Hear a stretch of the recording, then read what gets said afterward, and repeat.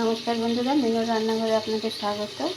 আমি আজকে পুঁটি মাছ রান্না করে দেখাবো। আপনারা অনেকভাবেই রান্না করেছেন, আজকে আমি একটু অন্যরকমভাবে রান্না করছি। কে কে এরকমভাবে রান্না করে কমেন্ট করে জানাবে।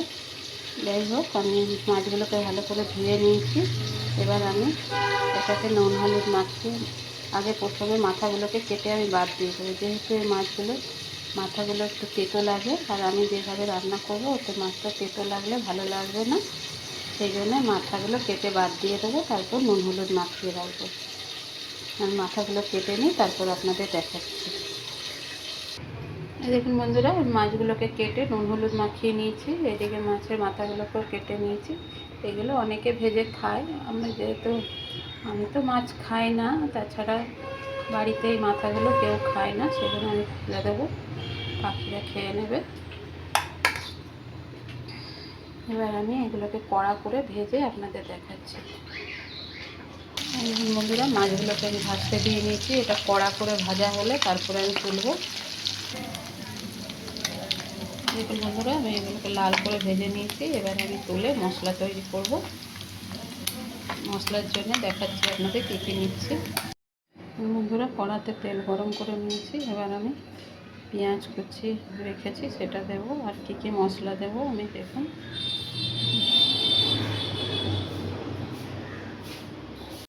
বন্ধুরা, পেঁয়াজগুলোকে ভেজে নিচ্ছি। এদিকে আমি এটার মধ্যে একদম কোনো মশলা সেরকম কিছু থাকে না, শুধু একটু রসুন আর শুকনো লঙ্কা দেবো। রসুন আর শুকনো লঙ্কা আমি ভিজিয়ে রেখেছি, এটাকে পেস্ট করে নেব। পেঁয়াজটা হালকা ভাজা হলে আমি টমেটো দিয়ে নেব। আমি টমেটো দিয়ে নিচ্ছি। টমেটোটা গলা পর্যন্ত একটু ভাজবো। এবার আমি এই পেস্টটা একটু তৈরি করে নেবো। বন্ধুরা, পেঁয়াজটাও ভাজা হচ্ছে, টমেটোটাও গলে গেছে। এখানে নুন হলুদ দিয়ে একটু ভেজে নিচ্ছে, তারপরে মশলাটা দিয়ে নেবো। মশলাটা দিয়ে কষিয়ে তারপর মাছগুলো দিয়ে দেবো।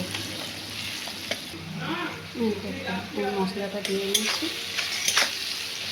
এবার মাছগুলো আমি দিয়ে দেবো।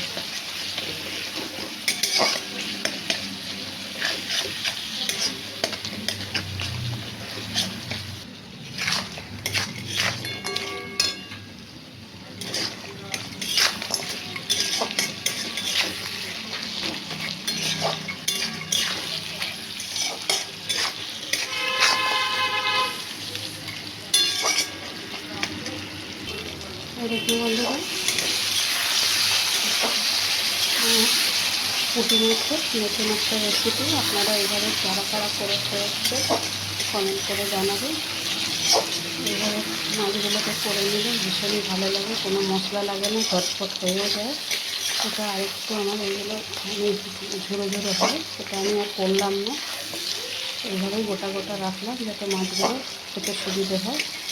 নাহলে ঝুড়ো করে ফেললে তখন কাঁটাগুলো মুখে পড়ে, বাজে লাগে দেখতে খেতে। সেই জন্য মাছগুলোকে আমি গোটাই রেখেছি, নাহলে ভাজার সময় মাছগুলোকে ঝুড়ো করে নিতে হয়। এটা এইভাবেই তৈরি করতে হয়, সেই জন্য এগুলোকে পুঁটি মাছের ঝুড়ো বলে। আমি ঝুড়ো করে নিই, মাছগুলোকে গোটাই রেখেছি। এবার আমি ধনে পাতা দিয়ে নেব।